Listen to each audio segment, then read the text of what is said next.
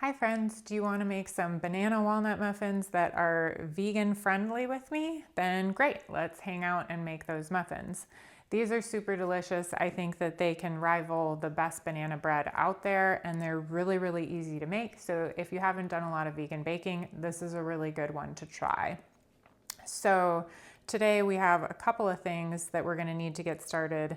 2 bowls, a whisk, a bunch of measuring spoons, and our trusty muffin tin. Now, one thing I'm going to say is I make these muffins all the time, and I make them for my husband. He loves them. My husband is a large man, and so he likes a large muffin because he doesn't want, the little muffin. So I use this muffin tin that is well loved, and it is 6 muffins. This recipe can actually make like 12 to 24 muffins depending on the size. So in terms of like the nutrition content that's in these, it's obviously going to be different depending on the size of the muffins that you make, and the bake time is going to be different. But we don't have to overcomplicate it. You could even make this in a loaf tin, or you could make it in a bundt pan and it'll still turn out. I don't really like doing it in the loaf pan just because I find that it takes longer for the middle to get done. And you might have found with other banana breads that happens too. Like the outside gets dark and the inside takes a really long time. So doing it in the muffins instead prevents that from happening. It makes it nice and even, and again, just makes it a little bit easier. Okay, so our ingredients. There's a lot of swaps that we can do with this if we want to, but I'm not going to overcomplicate it. I'm going to explain to you just the basic recipe of how I make it. Is this the healthiest recipe in the entire world that you could ever get for muffins? No, not necessarily, but they're really good, delicious muffins. They are plant forward and they have bananas, so you've got a lot of potassium there. They have walnuts, so that's going to be your healthy omega-3s. So overall, they're pretty good, and there is ways that you can make them healthier. I would say that this is a very energy-dense muffin, especially if you're using the giant muffin tin, right? So let's just go ahead and get started and make these, and you'll see how fun and easy they can be. Before I start, I always just like to give thanks and set an intention for all of the plants and the food that have come together in order for us to eat and have nutrition.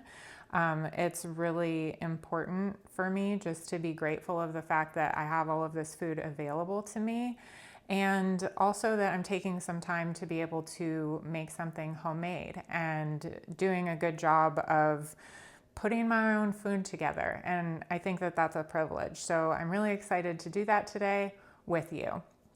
So starting out, I have here some melted butter. It is not animal butter. It is plant-based butter. So you can get buttery sticks, vegan buttery sticks at the store. So this is the first thing where if you don't have access to vegan buttery sticks, because sometimes they don't have those at the grocery store, you can use coconut oil.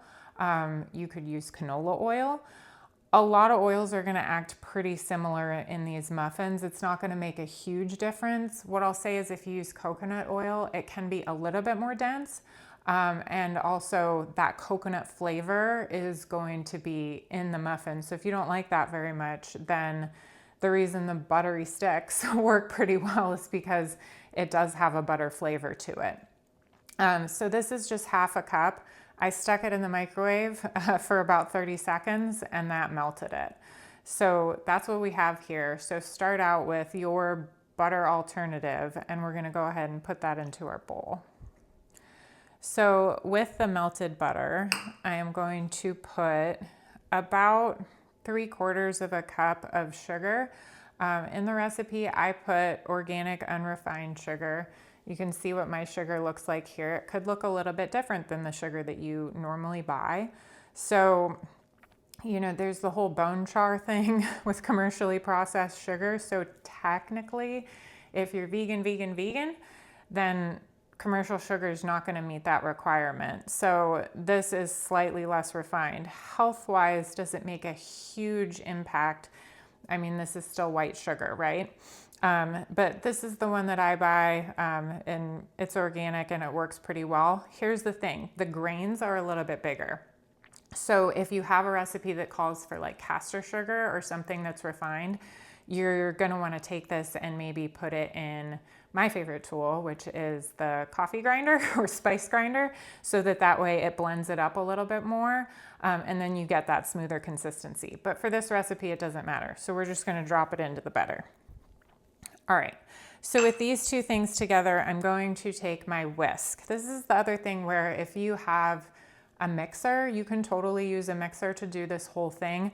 I like doing it by hand because I find that with baking, the more you get familiar with the texture of each stage of the process, the more consistent your results are going to be. So I like to see and control the texture. Also, I find with the commercial mixers that or the electric mixers, that the bottom doesn't always get mixed in, and it drives me totally crazy. I'm sure there's a newer, fancier mixer than the one that I have that solves that problem, but I just feel like doing it by hand is easier. It's super easy to clean up.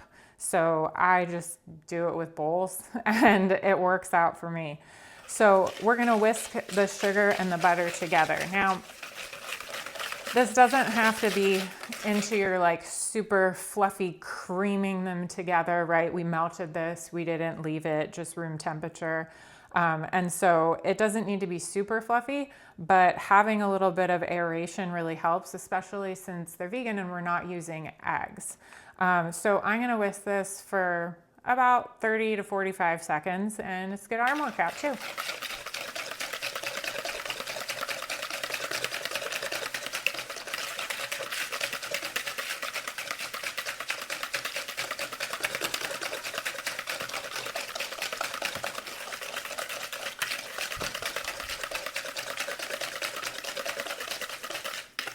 All right,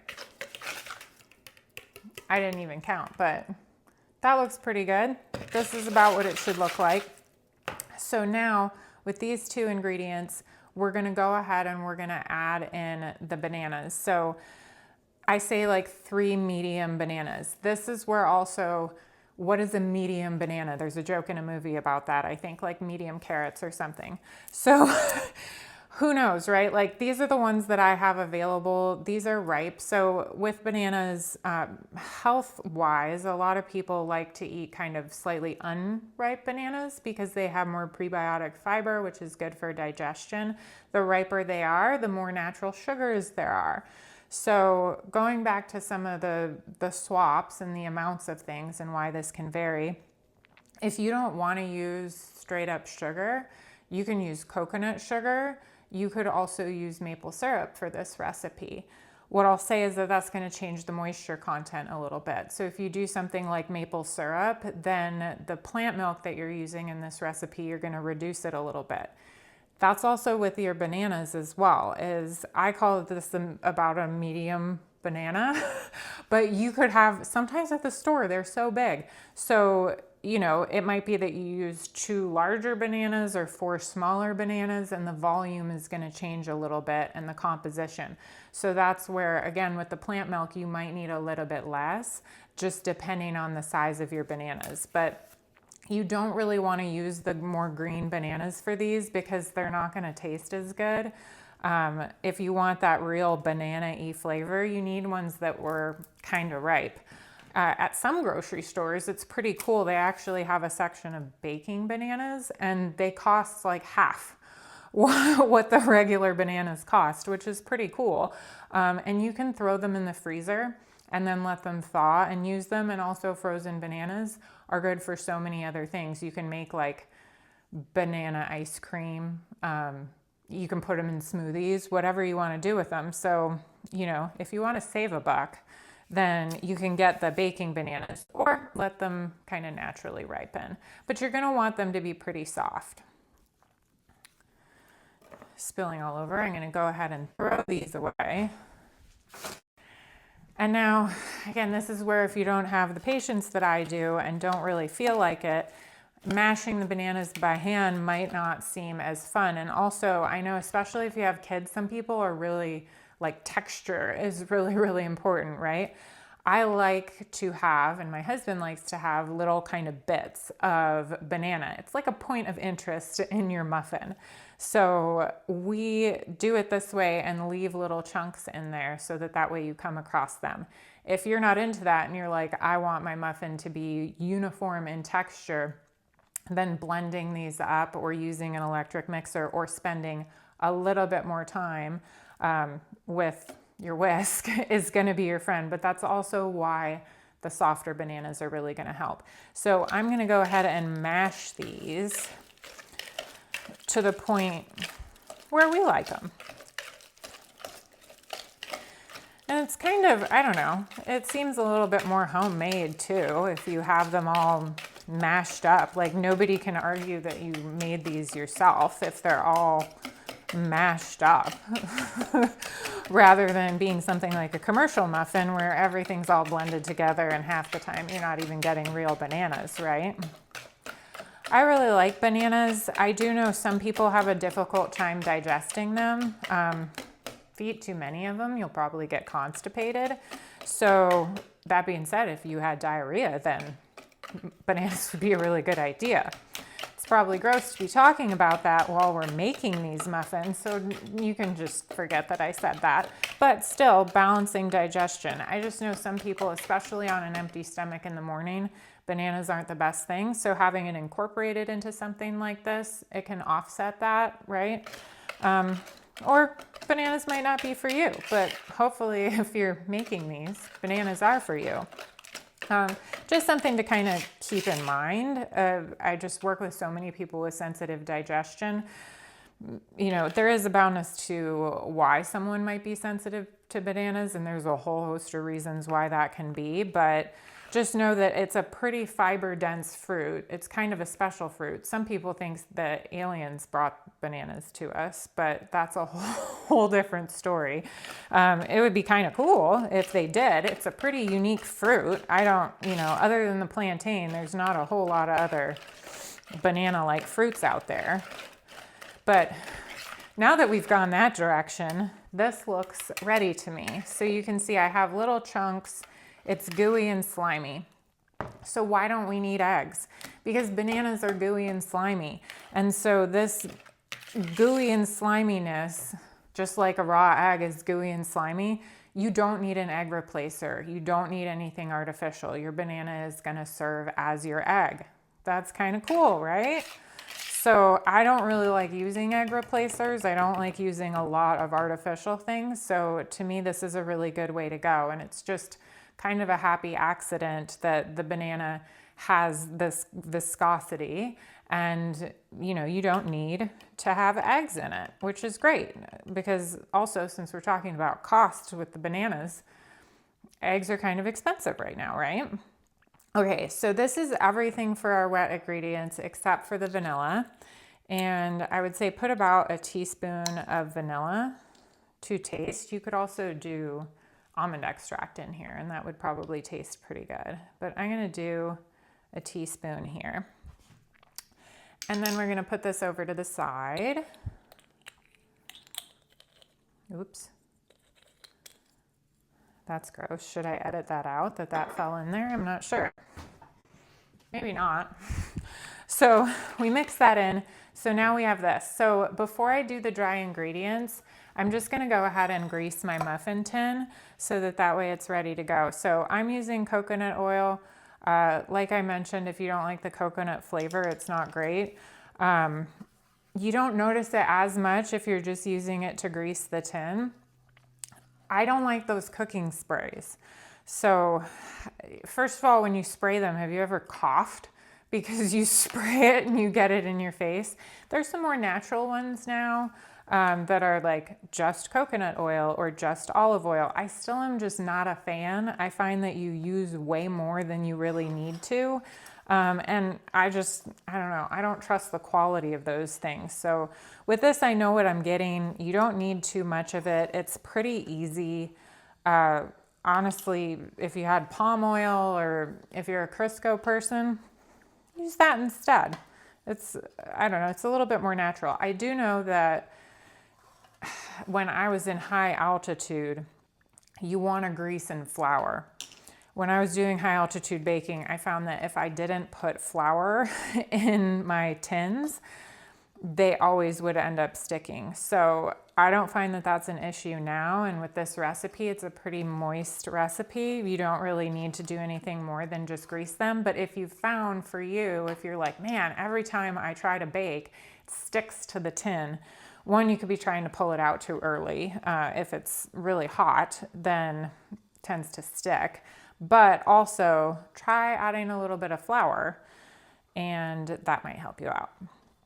Okay, so our tin is greased.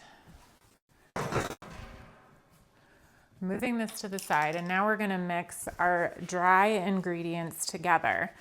The other thing is, for this recipe, I'm going to be using my baby oven, which is this tiny little guy right here, because it's just so small, and then I don't have to waste heating up the entire stove, which is kind of nice. So it heats up super fast. It also runs a little bit hotter. So depending on your oven temperature, just kind of and size, be mindful of that. For this, I'm running it at 350 Fahrenheit. Probably with my oven, I would be doing the same thing, but it might take me a little bit longer than it would in this guy over here. So once I get some more of this going, we'll preheat that because it's so fast. All right, so dry ingredients. I have about 2 1/4 cup flour.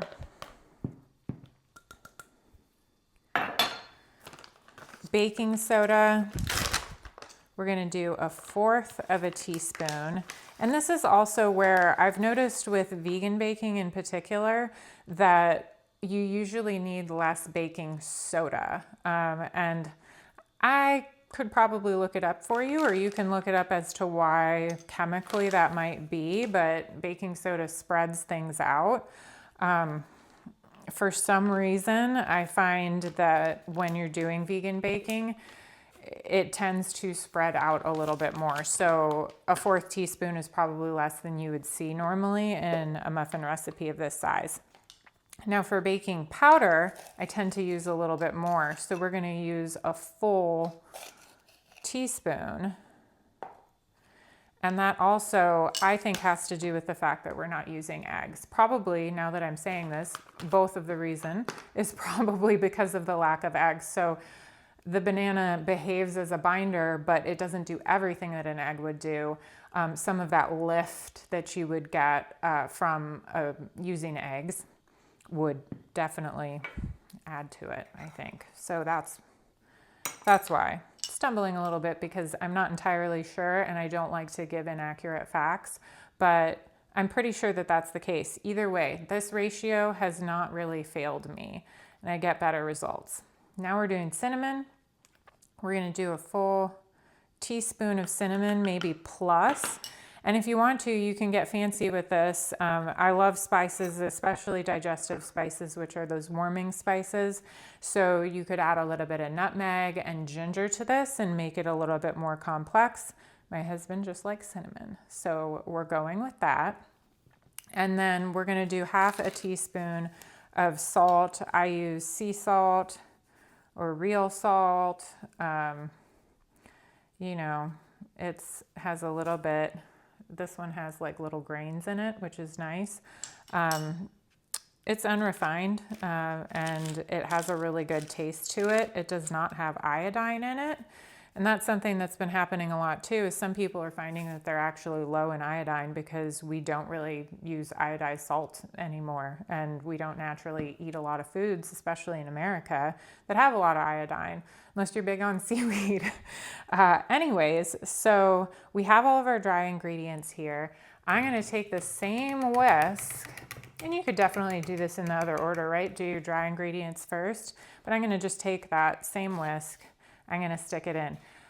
It is kind of important to blend up your dry ingredients together before you put them into your wet ingredients. I know there's a lot of 1 bowl recipes out there, and I do that sometimes, but I find that you really can get a, baking soda or baking powder clump that happens with the wet ingredients, and it ends up, again, spreading way too much. So take the extra minute to mix it together, and you'll probably be better off. All right, so just a simple mix. Looks good. We're gonna put these two things together in a moment. Notice I haven't added my milk yet. That's last, and because that ingredient is the most variable depending on the size of our bananas and all of the other things that we talked about. So for me, I take walnuts, and I have about 1.5 cups. You could use more or less depending on how nutty you want your muffins. We tend to use about 1.5 cups. The way that I like to chop these up is to put them in a plastic bag, zip it up, and then I take this handy tool that I believe is for breaking up ice, or maybe a meat tenderizer, but I use it to crush up nuts. And it's really, really satisfying. Again, you could do this probably in a machine. You could do it in a food processor, a blender, or something like that. But why? Because then you would miss out on doing this. And this is very therapeutic. So we're going to take a minute just to go ahead and mash up these nuts. If you want bigger pieces, I guess you could just rough chop them, but we like variability in our nuts, and having them kind of smashed up in different size pieces. Again, another point of interest for the texture of your muffin.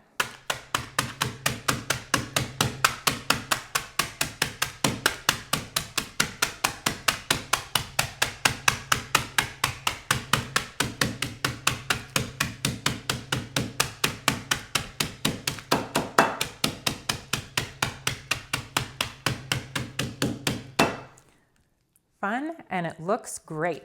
So I'll probably use this bag like 5 or 6 times before it starts getting holes in it. Suppose I could use another kind of bag. Am I worried about the plastic leaching? No, because I'm not heating it up and the bag's not getting like destroyed and bits aren't going into this. You could use it in a food processor, or you could use a different method or put it in a different type of container. This is the way I do it. Don't put your plastic bowls in the microwave if you can help it. Use glass or ceramic. That'll be better. That'll help prevent the plastic leaching. So now we have the nuts. We have your dry ingredients. We have your wet ingredients, and we have your milk. At this point, I'm going to preheat my oven to 350. And get that going. So we're going to mix and incorporate all of this together.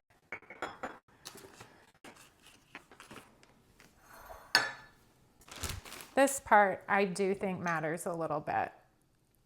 And here's why, is because over mixing things makes it really tough. Like, again, if you're like newer to baking, this is one of those things that it took me a while to understand, because I didn't want to get like a dry flour clump or something in.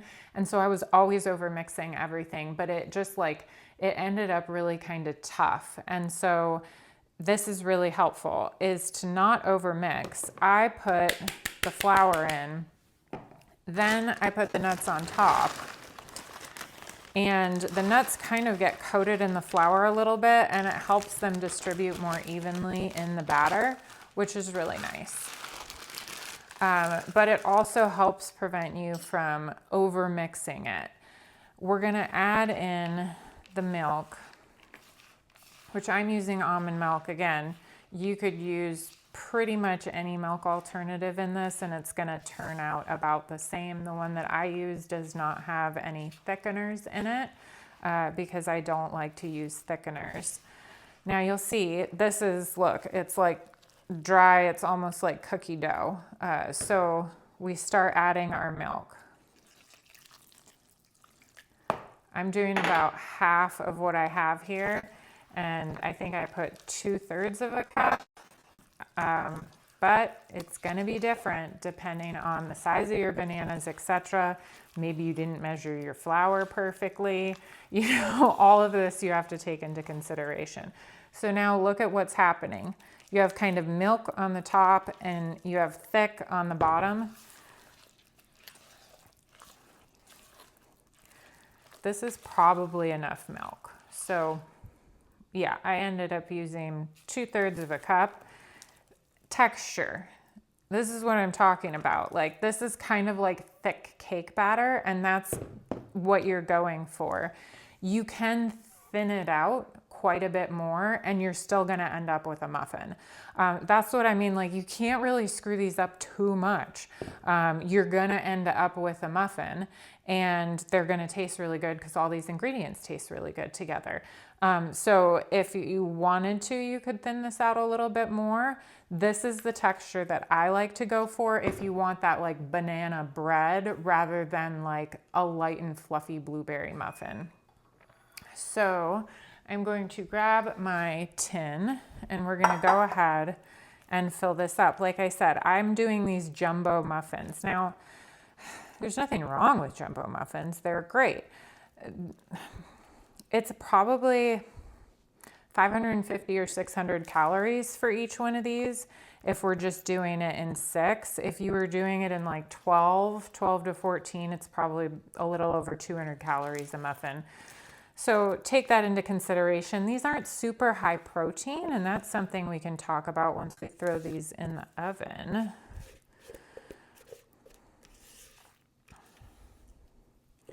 All right, now even as I'm doing this, I didn't do it perfect, so I need to steal some of this and put it in the last one.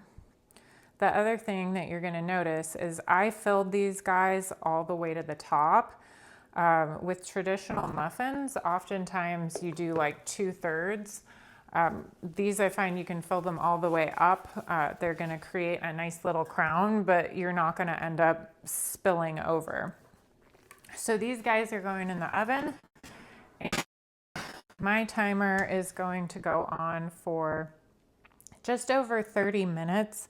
That's usually how long I find they take in my oven. So, you know, we could stop and come back, or I could talk to you for a little bit. So we'll see how long this goes. But protein. So oftentimes, and I think I talk about this ad nauseum, is oftentimes when vegans or people who are going plant-based are trying to get protein, people are always telling them, oh, eat a lot of nuts. Well, the thing is nuts do have protein, and that's fantastic, and it definitely counts to your overall protein, but nuts are a fat that contain protein. If you look at the nutrient breakdown of a nut, they're very high in fat, and they have a little bit of fiber, and they have some protein to them. And it definitely adds up to your daily protein for sure. But the idea of getting all of your protein or a lot of protein from nuts, not so much. The flour that we're using even has protein in it. So I think that for each one of these, there's probably about 8 to 10 grams of protein. So if you divide that down to a smaller muffin, you know, maybe 3 to 4 grams of protein. That's not a high protein food that you're eating. So just keep that in mind. Like, think about how you can maybe combine some other proteins and introduce that into the meal that you're eating. So if you were eating these muffins and you wanted to get something that was higher protein in it, you know, maybe you would be doing something like having a tofu scramble with it. If you were doing this for breakfast, if you don't like tofu, you could have lentils, which are very high in protein. Seeds are much more high in protein than nuts. So something like pumpkin seeds in a 4th cup, I think, have 15 or 16 grams of protein. You can get plenty of protein if you're working on being plant forward. That's not a problem. But just being mindful that if you throw a few nuts into a recipe, that's not going to give you I wouldn't count that as a high protein meal. The other thing, what have I been thinking about? Well, I don't like videos that are those talking about another videos. I think they're called reaction videos, but I see a lot of them because I'm not immune to being online, and they come up right in my way. And what do I see all day in my feed is nutrition stuff, right? That's what they're showing me all day long.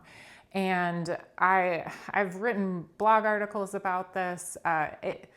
what it is my concern, and I'll give you an example of a video that I saw and what I'm concerned about. And I want you to pay attention to this if you're hanging out while your muffins are also in the oven, is that what's happening is someone will be saying a nutrition fact, or more so, they're creating a nutrition rule and they're telling you that you need to follow it.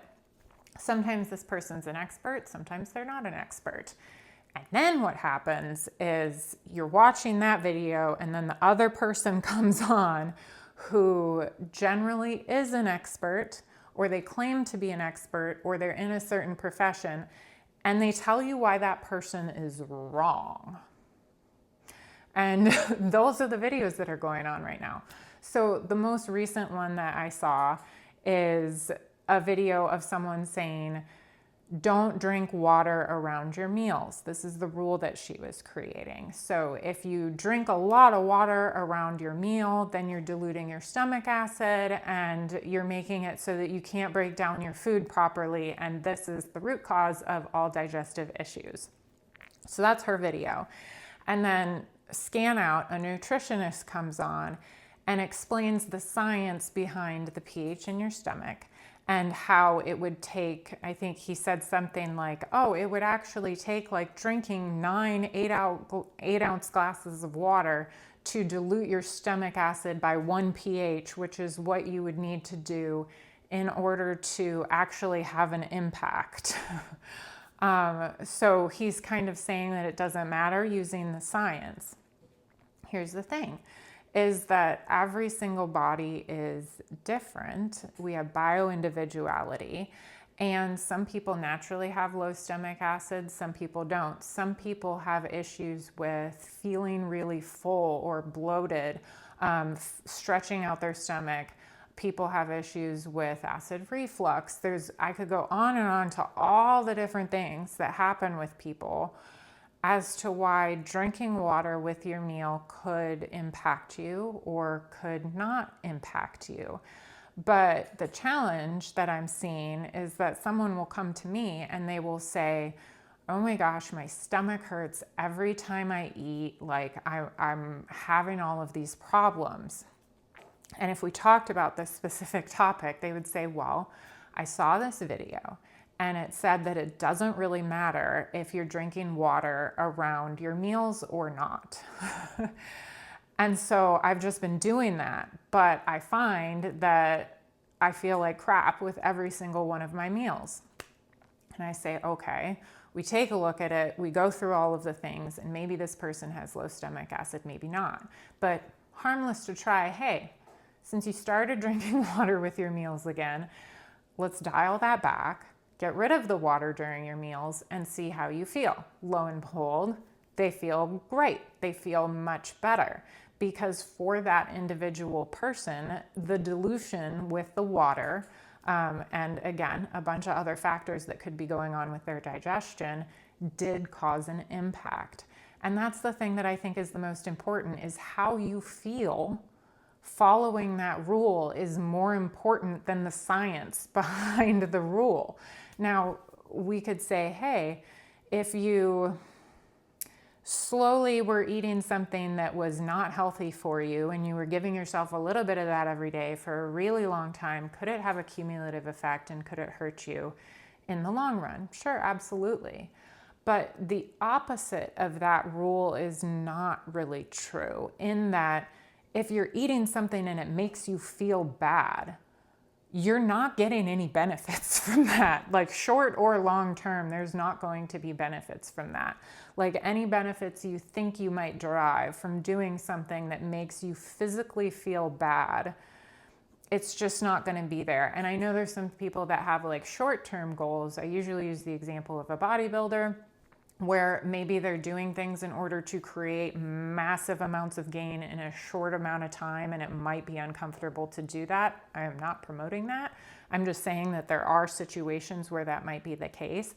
For a normal, healthy person, though, for you to be, shoving down a whole bunch of water because the science says that it doesn't really matter, or for you to be not drinking any water at all during your meals and be practically choking because you can't get the cracker down or whatever it is. That doesn't make any sense, right? So you have to stop and think, okay, here's what the science says about that rule.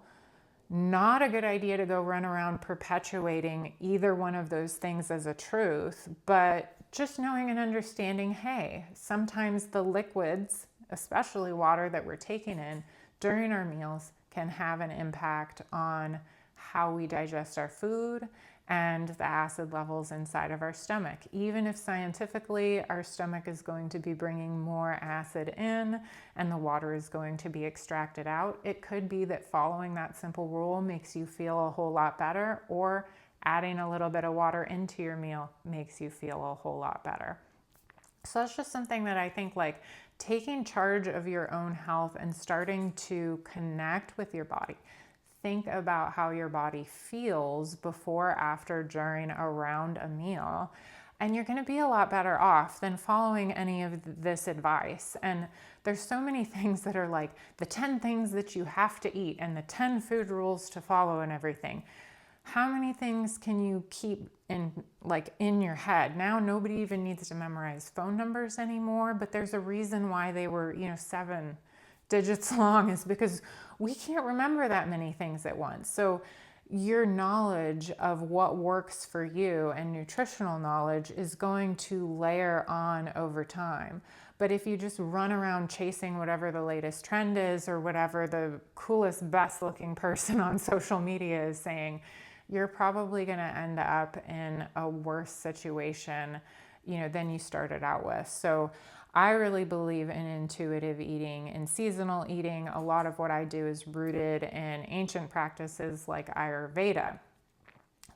Also, that being said, I've seen a lot of people who are coming out here with all this amazing science, and really they're just promoting the basic principles of ancient basic teachings that have been around forever, but they're wrapping the science around it to make it seem like it's this new, innovative way of eating when it's been around for a really long time. So again, I think that the space is really creative and interesting, and it's where I spend most of my time. But that being said, even 20 years ago, there was people talking about other things that were gospel, were the golden rule around eating, and they were also charismatic and convincing. And on top of that, there was also clinical studies about those things. So it's not just that we've gotten better with science and we've learned more and more about the human body. Sure, that's definitely true. I love science. But that being said, in the 80s and 90s, there was also clinical studies about you need to be on a low-fat diet, you need to be on a low-sugar diet. They have the science and the information about that. But in those studies, there's so many other things that were going on there. And you are not a study, and you are not one of those people in the study. So what's going to work for you is going to be a little bit different than just following one of these blanket rules. In addition to that, I always say, follow the money. You don't know who paid for these studies, right? And why they were trying to promote different things. But the health industry, especially the nutrition industry, is just really susceptible to this because of that bio-individuality, because each person is so unique. We're constantly questing on trying to figure out how we can help everyone be healthy and create structure so that way people can do the best that they can. But again, that being said, I feel like things have pushed way too hard in the science, and even I get super exhausted with it because the body is so complicated. There's so many things going on inside your body. It's all interrelated and interconnected. And in order for you to understand it and be chasing your understanding of trying to fix things and make yourself feel better, it would take a lifetime of study and knowledge. Well, that's what I've decided to do. But I'll admit I'm getting a little bit tired of it, especially when the wheel has come all the way back around, that these basics and really focusing on listening to your body and understanding the mind-body connection, your spiritual connection to food, your stress response, the trauma that you've been through, your state of mind, all of this is going to impact how you digest your food. And that's really where all of this has really brought me. And that's why I don't really like calling food healthy or not healthy, because there's definitely food that is more nutrient dense. Some is calorie dense, some is nutrient dense, some is calorie and nutrient dense. Some is low in nutrients and low in calories, some the opposite, high in nutrients, low in calories, up and down. So you can have all four of those quadrants, but inherently good or bad, not necessarily, unless you get into something that is synthetic.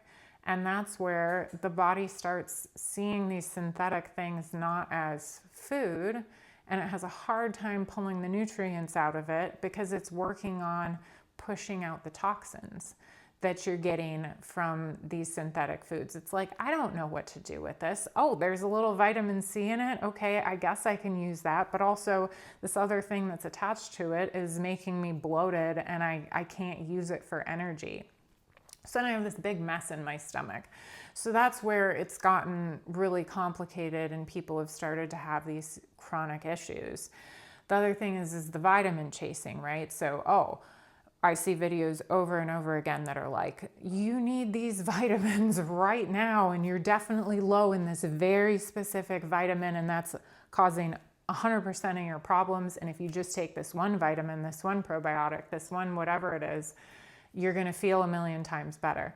Well, you're going to get that message over and over and over again, and you're going to have this cabinet that's full of every single vitamin. Because the other thing that's going to happen is, you can't absorb vitamin D without K2. Oh, if you're taking iodine, you need selenium, right? And the list is going to go on and on. That knowledge is also really important, and it's good for us to be talking about it and sharing it and learning it. But to be getting all of this from a synthetic source, your wallet is going to be hurting, and also your body is going to be like, holy cow, overload. There's so many synthetic vitamins in my system. I don't know what to do with all of these either. 80 or 90% of the vitamins that are on the market today are pretty much garbage anyways. So, right, we're sitting here with this juxtaposition of trying so hard to be healthy, trying so hard to learn the science, but are we really listening to how our bodies are feeling and responding to the food?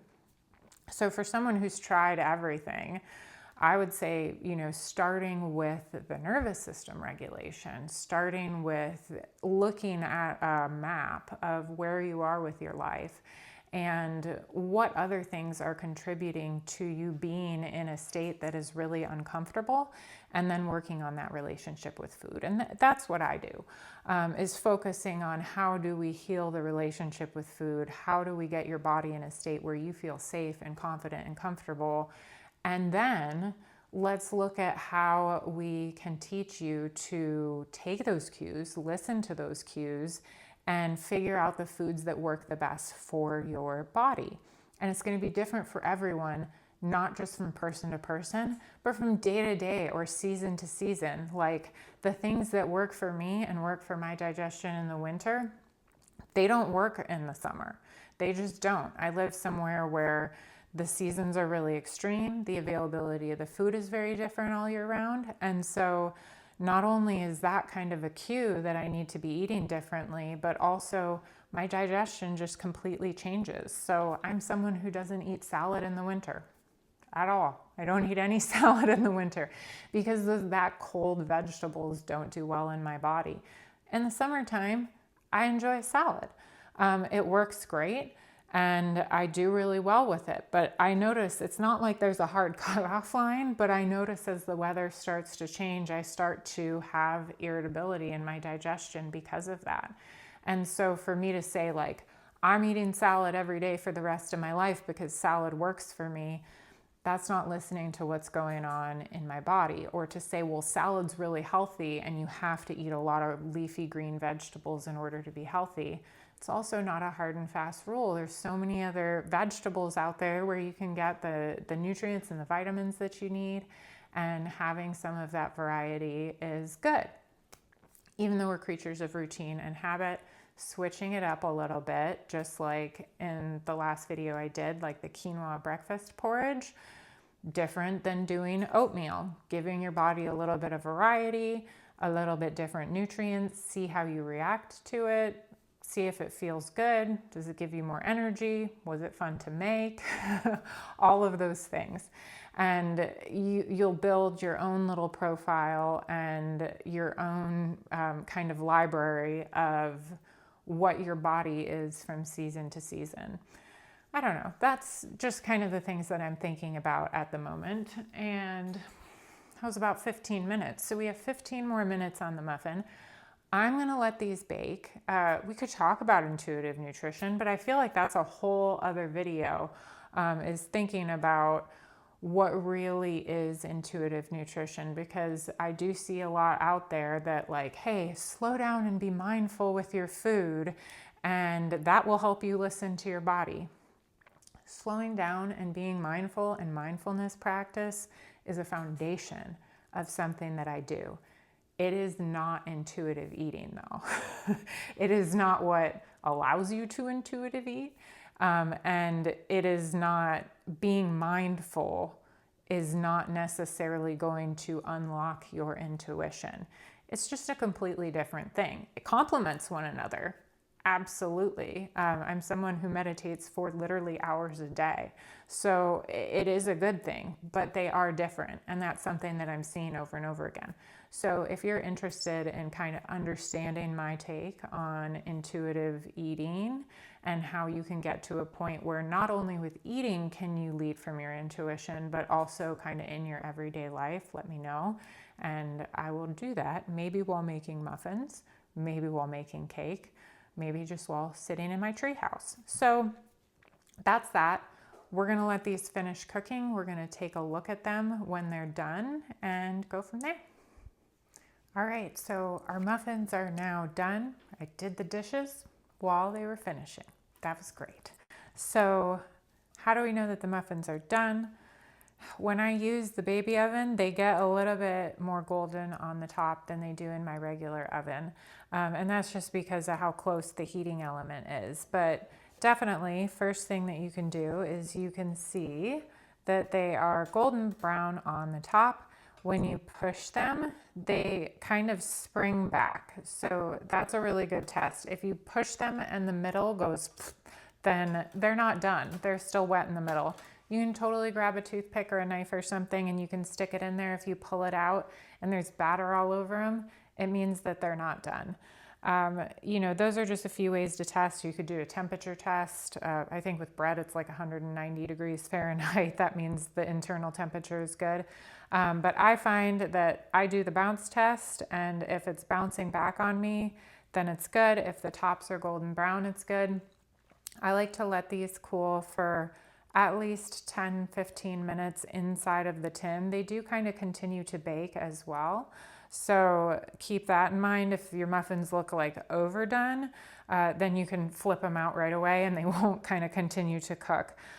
They take a minute to solidify. This also with vegan, more so with gluten-free baking, which I didn't mention, but you could totally do these gluten-free too if you use like a 1-to-1 measure flour. I'll do gluten-free baking in another video for sure, because I do a lot of gluten-free for myself. But with that, they need to solidify, like the importance of leaving them in the tin and letting them cool down and letting the ingredients continue to come together is super critical for gluten-free. For not gluten-free, not as important, but with vegan baking, I would suggest that you leave them in there a little bit longer. So this is good. So now we have these beautiful muffins. They're gonna cool down. We're gonna eat them. We're gonna enjoy them. We're gonna share them with our friends. I also like to end with an intention. Just like we started this, we wanted to have fun. we wanted to be able to take some time for ourselves to be able to make food. I would say that these are definitely healthier than something that you would buy in the store. They don't have preservatives in them. They don't have any artificial ingredients in them. This is all food that your body's going to recognize and enjoy. So taking a moment to appreciate the fact that we have food available to us. I definitely have known what it's like to be physically, mentally, and spiritually hungry. And the fact that we have this food here that smells absolutely fantastic, tastes delicious, and is going to nourish our body, that's something to pause and be grateful for. So if there's any food rules that you're looking at online that you want to memorize, the number one thing that I would say you should memorize is that if you stop and be grateful for the fact that you have food that's available to you and connect with that food in gratitude, your digestion will improve. That's something I think that will definitely stand the test of time. So I hope that you enjoyed making these with me. Let me know how you get on with them. I think that the next thing I'll probably make is a lentil dish, because one of those sciencey things we could talk about is iron in the diet of vegans. It comes up a lot. And also women in general tend to have higher iron needs. So if you're interested in making some lentils and learning a little bit about how to make sure you get your iron needs met through plant-based food, hang out with me in the next one, or let me know that that's something that you want to see.